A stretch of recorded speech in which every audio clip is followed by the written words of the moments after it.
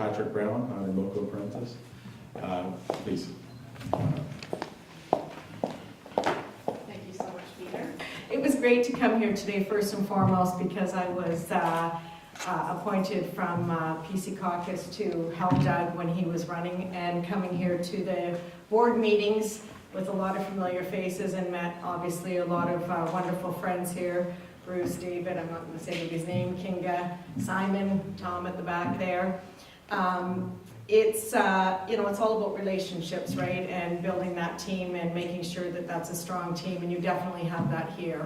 And it was very evident. I see Doug's not here today. I wish I had seen him today, but it's very evident what you have here, that it's very strong, and you all work together as a team, and it was phenomenal to be part of that, and thank you for letting me have that opportunity at that time.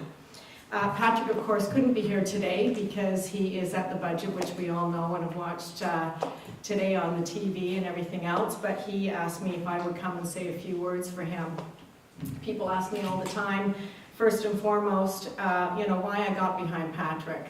And, when I lost the election, I took a week to close down the Constituent office, the campaign office, and Queen's Park, and then I went up to the cottage for the next week and read 12 books that I wanted to read that I hadn't had an opportunity to, and didn't want to talk to anybody and cry and drink some red wine. But besides that, life does go on, and Patrick called me numerous times, and he is a dog with a bone to keep calling and saying, Jane, I'd really like an opportunity to speak with you.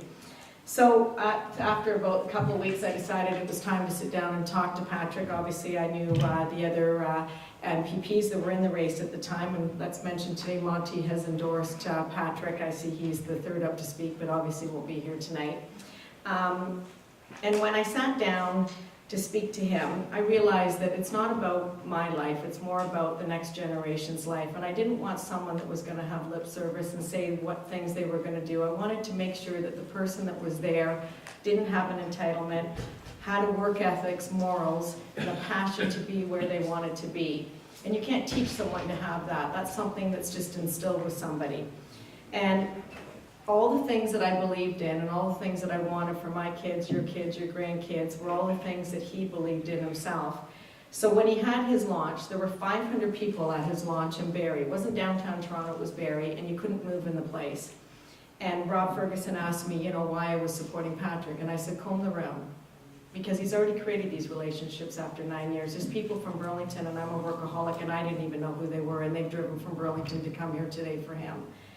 And it was important because life is about building those relationships. It's not something that you have with a 5-minute conversation. It's not something that's just attained because you want it to happen.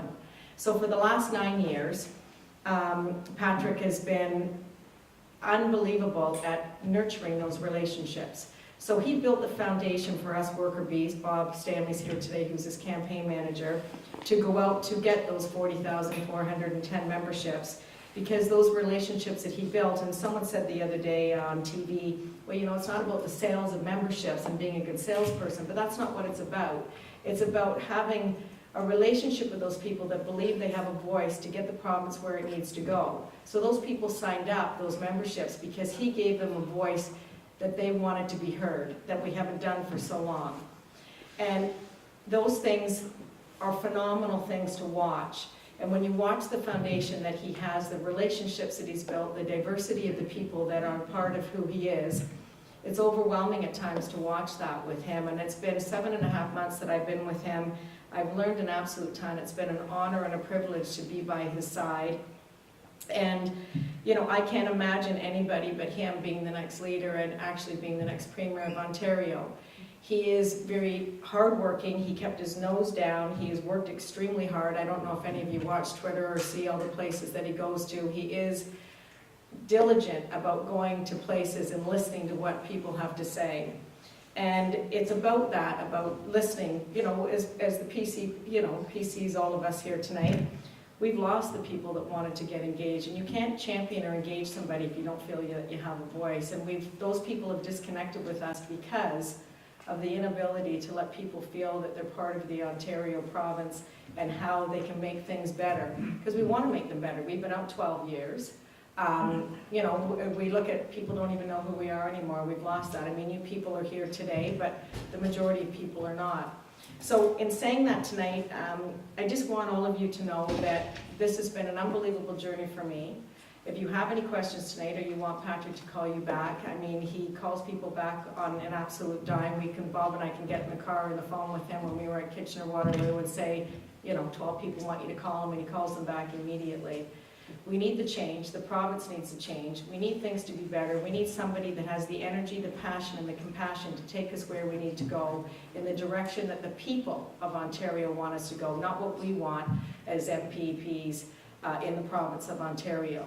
So thank you so much for letting me have the time here today. Hopefully we have questions and answers, and I'll be able to answer some of the questions for you. And thank you very much.